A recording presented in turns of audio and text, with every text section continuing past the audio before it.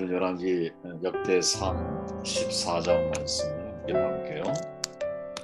2절 말씀 읽고 나누기 시작합니다. 다윗이 여호와께서 자기를 이스라엘의 왕으로 삼으신 줄을 깨달았으니 이는 그에게서 이스라엘을 위하여 그의 나라가 높이 들림을 받았음을 알미었더라. 질문하고 경험하라 라는 제목이고요. 좀 풀어서 제목을 정해본다면 하나님을 깊이 알아가야 됩니다 라는 제목으로 말씀을 나눕니다. 역대상 14장은 예루살렘에서의 다윗 이야기를 소개하죠. 다윗은 하나님께서 자신을 이스라엘의 왕으로 삼으신 줄을 깨달았다 이렇게 고백을 합니다. 그리고 블레셋과의 전투를 치를 때에는 묻고 또 묻는 장면을 우리에게 보여주고 있죠. 다시 말해 다윗은 반복적인 경험을 통해서 하나님을 깊이 알아가고 있다는 거죠. 우리가 이 이야기에서 주목해야 할 내용이 바로 여기에 있다고 저는 생각합니다.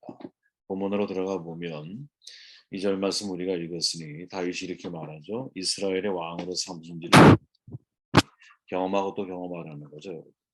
알고 또 안 하는 거예요.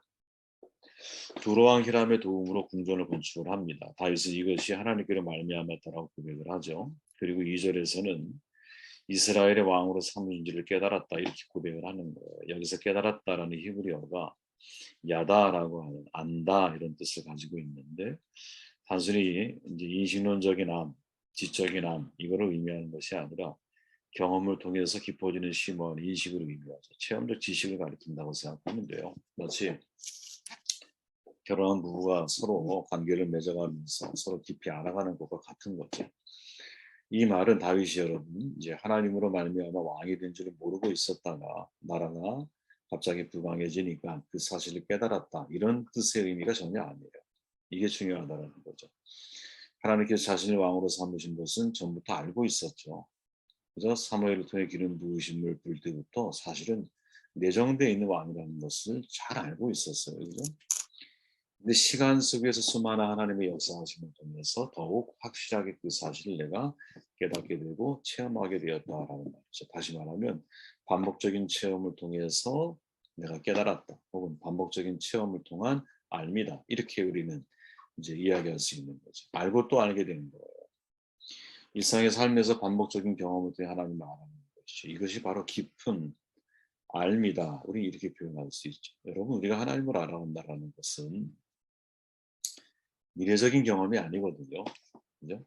그리고 하나님을 알아가는 것은 물론 이신론적인 거, 지적인 거 이런 모든 것들이 되게 중요한 영역인 것은 사실이지만 사실은 하나님을 안다라고 하는 히브리적인 의미는 경험적인 알을 가리키는 거거든요. 돌려 말하면 내가 하나님을 경험하지 않은 것은 아는 게 아니라는 거죠. 그래서 그들에게 인식론, 즉 머리나 지성으로 하나님을 아는 것이 아니라 항상 그들의 고백 속에 내용을 들어가 보면 우리들의 조상 아브라함의 하나님, 이삭의 하나님, 야곱의 하나님, 다시 말하면 자신의 조상들이 직접 만났던 하나님이 중요했고 홍해를 건너게 하신 하나님, 요단강을 건너게 하신 하나님, 또 블레셋의 손에서 우리를 구원하신 하나님, 즉 직접적으로 체험한 하나님에 대한 경험을 가장 중요하게 여기는 그런 체험이 있는 알미, 진짜 알미다라고 그들은 이해하고 인생을 살았다라는 거죠. 그래서 이스라엘 민족의 역사라고 하는 것은 하나님을 경험하는 사건의 연속이거든요.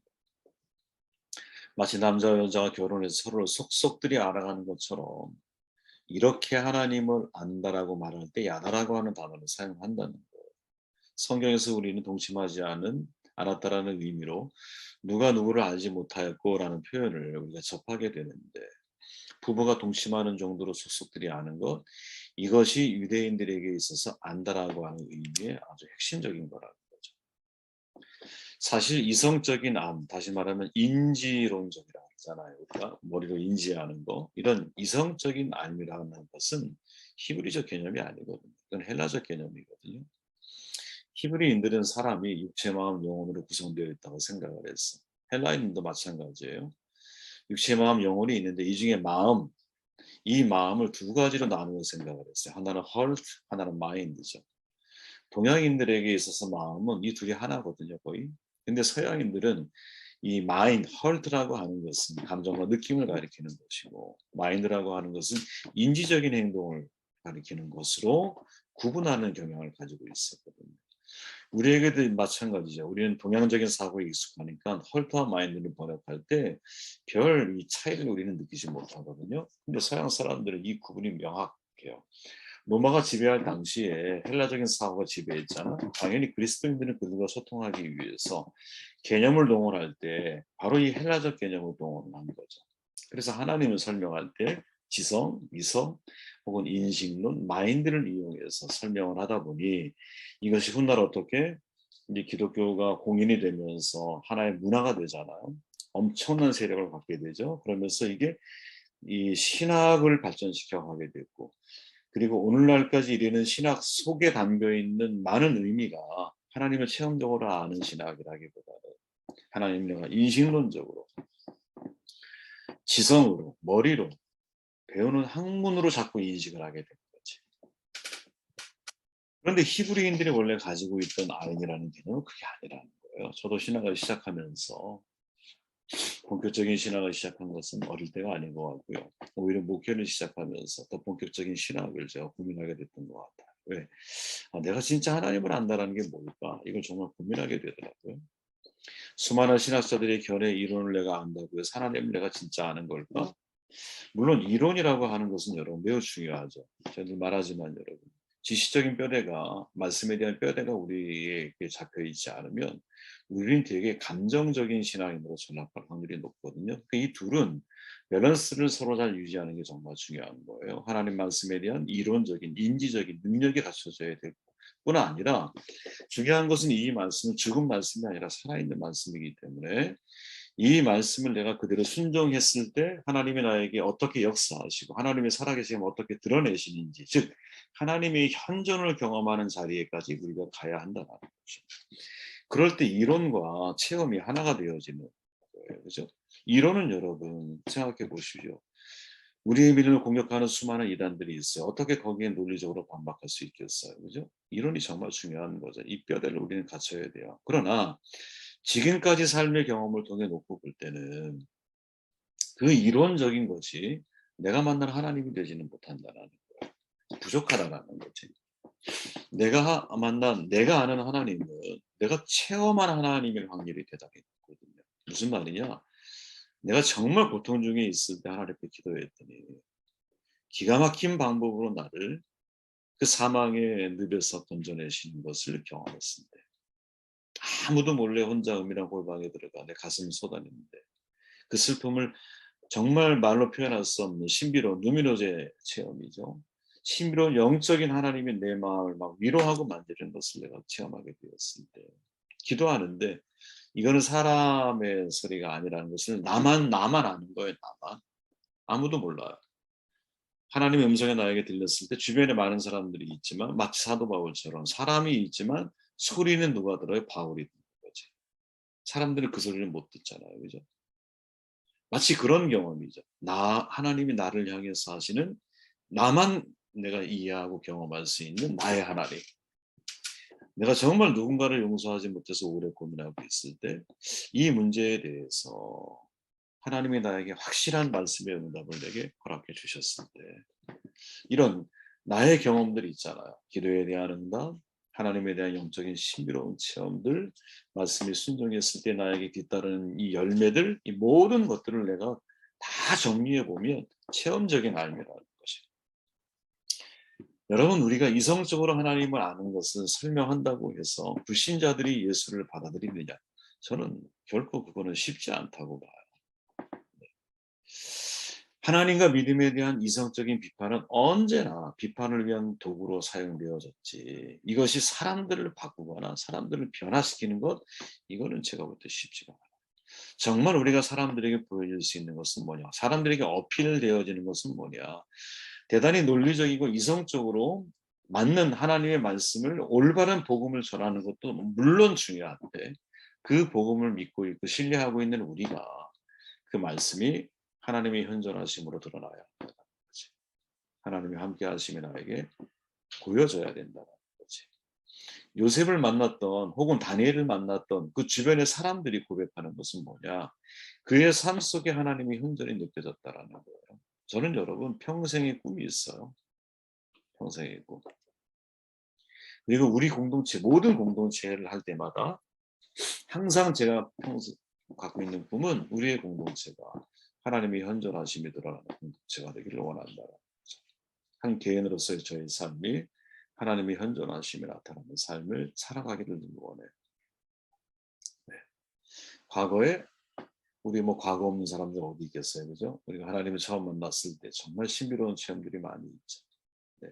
뭐 방언 예언, 병치료, 뭐 수많은 일 사건들 다들 한두 번쯤은 경험하셨을 거예요. 같은 한 성령에 의해서 나타나는 이제 은사이다 보니 같은 한 성령이 우리 안에 계시기 때문에 모든 은사가 다 나타날 수 있겠죠, 그죠? 그런데 그 과정을 지나가면서 그 기적적인 놀라운 하나님, 손봉호 교수의 말처럼 놀라운 하나님을 체험하고 난 이후에 저에게서 진지한 질문이 뭐냐, 그게 고통이 저에게 찾아왔을 때 아주 한순간에 바닥으로 추락하더라는 거죠. 그때 질문하게 된 게 뭐냐, 하나님 말씀에 뼈대가, 하나님 말씀이란 프레임이 제 안에 굳건하게 자리 잡혀 있지 않으면, 그러면 언제든지 이런 뭐랄까요, 하나님에 대한 감정적인 체험이나 혹은 뭐 이런 심리적인 체험도 무너질 수 있구나, 이게. 그런 생각을 하게 되면서 밸런스를 유지하는 게 정말로 중요하다. 그리고 이 밸런스 유지는 핵심이 뭐냐?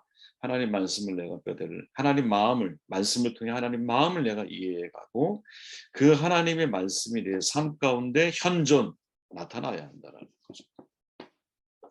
두세 사람이 내 이름으로 모인 곳에 나도 함께 있다. 이 예수님이 하신 말씀이잖아요. 하나님은 현존하신다는 거죠.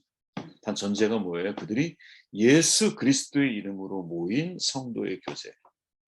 저는 여러분 예수 그리스도의 이름으로 모인 성도의 교제 속에 성령이 역사하신다고 믿거든요. 그때 서로가 서로를 위해 중보하고 서로가 아픈 부분이 있어 마음이 통해서 함께 하나님 앞에 나아가. 그때 성령이 즉각적으로 역사하시는 경험들을 저는 분명히 우리가 할 수 있다고 생각을 하고, 네. 분명히 우리가 그런 모임이 될 수 있다고 믿거든요. 저는. 여러분도 그런 믿음이 있기를 바라요. 그러니까 우리가 모일 때마다 그냥 단순히 이방원을 위한 모임도 아니고 지적인 이식론적인 머리와 이성을 동원한 그러한 성도의 교제를 넘어서서, 그죠? 하나님의 즉각적인 때로는 임재하심을 사모하는 그런 모임이 되기를 또 원하기도 하고, 하나님의 현존이 우리의 모임 속에서 이제 경험되어지는, 그죠? 설교자가 설교할 때 여러분 성령의 역사가 지금 함께 하기를 사모하지 않으면 설교하기 정말 어렵거든요. 네. 그리고 설교자는 항상 하나님 앞에 말씀을 나눌 때 이것이 반드시 누군가에게는 생명을 구원하는 도구로 하나님이 사용하실 것을 믿고 그 믿음으로 우리가 말씀을 전해야 되거든요. 그때 하나님이 이제 현존하심에 대해서 직간접적인 체험을 할 경우가 많죠. 저와 여러분들이 이런 사람이 되어야 되지 않을까? 경험하고 또 경험하는 축복이 있기를 바랍니다. 경험하고 또 경험해야 돼요. 경험에 멈춤이 있으면 안 됩니다. 두 번째 말씀 14절, 다윗이 또 하나님께 묻자온데 하나님이 이르시되 마저 올라가지 말고 그들 뒤로 돌아 뽕나무 숲을 맞은편에서 그들을 기습하되. 또 물었다 이 말이죠. 묻고 또 묻는 거죠. 질문하고 또 질문하는 거죠. 8절부터 마지막 절까지 다윗 왕이 블레셋과의 두 번의 전투에서 대승하는 장면이 기록되어 있어요. 그죠? 근데 이 전쟁 기사를 보면 사울과 다르게 다윗에게 나타난 독특한 특징이 있는데 10절에 보니까 다윗이 하나님께 물어 이르되, 14절에 보니까 다윗이 또 하나님께 묻자온대. 쉽게 말하면 지금 역대기 기자가 다윗과 사울을 비교하면서 아주 독특한 다윗의 특징으로 뭘 말하느냐, 다윗은 묻고 또 묻는 사람이다. 질문하고 또 질문하는 사람이다. 반복 경험이죠. 경험하고 또 경험한 것처럼 질문하고 또 질문하는 사람이 누구? 다윗이었다. 이런 것이죠. 하나님께 묻다. 이건 여러분 역대기에 매우 중요한 주제 가운데 하나거든요. 하나님의 통치가 이스라엘 가운데 있는데 어떻게 그걸 확인할 수 있느냐? 왕들이 하나님께 질문하는 거라는 거죠. 이걸 여러분들에게 한번 적용해 보세요. 하나님이 우리의 가정을 통치하고 있는 가운데 있는데 이걸 어떻게 확인할 수 있느냐? 하나님께 질문하라는 거죠. 여러분의 인생의 질문에 대해서 하나님께 물으라는 거죠. 그래서 역대기에만 묻다라고 하는 단어가 20번 이상 나오거든요. 반면에 사울 이야기를 정돈할 때 뭐라고 말합니까? 하나님의 말씀을 지키지도 않고 하나님께 묻지도 않았다 이렇게 말하는 거죠. 그러니까 다윗과 사울의 차이가 뭐냐? 하나님께 질문하느냐, 질문하지 않느냐. 다윗은 어떤 사람? 묻고 또 묻고 질문하고 또 질문하는 사람. 하나님은 어떤 분? 질문하는 인간에게 답변하는 하나님. 이렇게 말하는 거죠. 여러분 이 사실을 믿으셔야 돼요. 이 세상의 모든 목회자든 모든 신앙에는 여러분 하나님은 내가 질문하면 답변하시는 분이라는 것을 믿어야 돼요. 세상에서 가장 지혜로운 사람이라고 알려진 솔로몬 있잖아요. 다윗 왕 이어서 왕좌에 오르죠. 그가 기도한 내용이 뭡니까? 지혜를 달라는 거였어. 근데 구약의 지혜라는 말은 세 가지 종류가 있는데 하나는 샤칼이라고 하는 말이에요. 신중하다, 이지적이다 이런 의미예요. 가장 많이 쓰는 지혜 호크마죠. 호크마. 이거는 공교한 지혜, 재치 이런 뜻으로도 사용이 되어져요. 근데 솔로몬에 의해 사용되어진 네부쇼미아라고 하는 말은 들을 수 있는 마음 혹은 순종하는 마음으로 해석되어지는 단어거든요. 그래서 우리가 성경에 뭐라고 말해요? 듣는 마음을 주옵소서 이렇게 표현하죠. 근데 그 의미의 또 다른 한편의 다른 뜻은 순종하는 마음이라는 거예요. 그렇죠? 근데 저는 이 두 가지가 여러분 서로 연장선에 있는 말씀이라고 저는 다가왔어요. 마음속에. 무슨 말이냐. 내가 순종할 마음이 있어야 들린다는 거죠. 여러분 이 말이 무슨 말인지 아마 이해가 되시리라 믿어요. 순종할 마음이 없으면 여러분 아무리 많은 말씀, 아무리 많은 예배를 통해 설교를 여러분들이 듣는다 할지라도 하나님 말씀이 나의 가슴에 박히질 않아요. 그냥 듣고 외면하는 거지. 사무엘이 여러분 사울에게 이렇게 말하죠. 순종이 제사보다 낫다. 그리고 또 하는 말이 뭔지 아세요? 듣는 것이 수양의 기름보다 낫다. 여러분 이 말을 합쳐보십시오. 그럼 어떻게 우리가 번역할 수 있을까? 우리식으로. 순종의 마음이 있으면 너는 듣게 될 거야. 순종할 마음이 없으면 너는 들리지 않아. 그래서 너는 고역하게 돼. 이렇게 이해할 수 있는 거죠.